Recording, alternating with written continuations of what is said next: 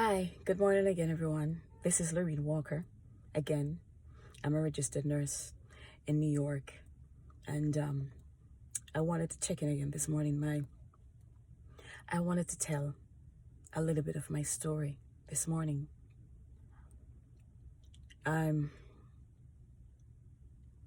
Because of the recent unrests and all the protests and everything that has been going on, I felt compelled to lend my voice, or if I have any influence at all over anyone, just to say I am a Black mother in America, a single mother of 2 children. I have a 17-year-old son. And I listened to a podcast last week of some very prominent Black men tell their stories of what they've gone through.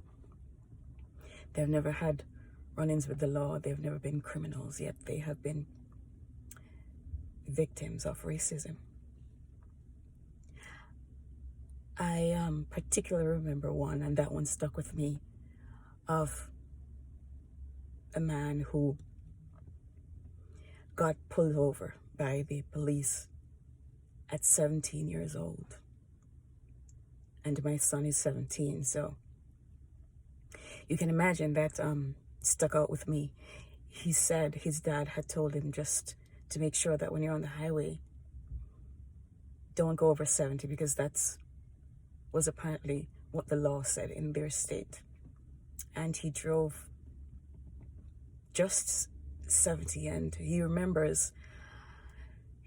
the story of 2 policemen pulling up behind he and his friend while they cruised at 70 for a good portion of the highway. They waited to see if they would make a mistake, but he never did, and as soon as they exited the highway, they pulled them over. He remembers saying to his friend, they took out the registration and the driver's license before getting pulled over because they expected it. And he said they came, asked for the driver's license and registration, and they checked, they couldn't find anything. Eventually they came and threw it back into the car and drove off. It scared me. And so my 17-year-old, he doesn't have a driver's license yet. He's been bugging me to get it. And he doesn't drive right now. But I got scared that he could be out there and that something like that could happen to him and he could really get into trouble. And I went into my room. He loves to sleep on my bed. I went into my room and I said to him, do you know what to do if you're driving and the police pulls you over? Do you know that you're supposed to keep your hands where they can see them? Don't make any sudden moves. And he said, yes, Mom, I know, because my son is smart. He's very up on the ways of the world and the things that are happening. So he's very aware of racism.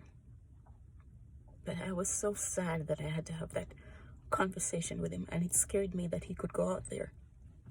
You see, my son never met his dad. That's my story. He's never met his dad, but somehow I got help from my brother, my dad, who is his granddad, my brother-in-law, and some good friends who have been role models in his life. And somehow I've been able to affirm him over the years, and I told him I loved him every day. I gave him confidence enough. I built him up, so much so that he applied to an Ivy League school. And he got into one of the most prominent universities in the United States, Brown University. You see, I told him he's fearfully and wonderfully made. I told him he's all that. And somehow he got it. At one point, I was even told that he's overconfident. Can you imagine that? But somehow he got it, and he's doing well for himself. And you, racism, you racist, I would not stand idly by and have you strip away my son's self-worth, self-esteem. I will not have you strip away everything that this black mother has built in my black child. I refuse to let that happen. So mothers everywhere out there, educate yourselves. Educate your children. It is irresponsible of us not to educate ourselves. We're living in a time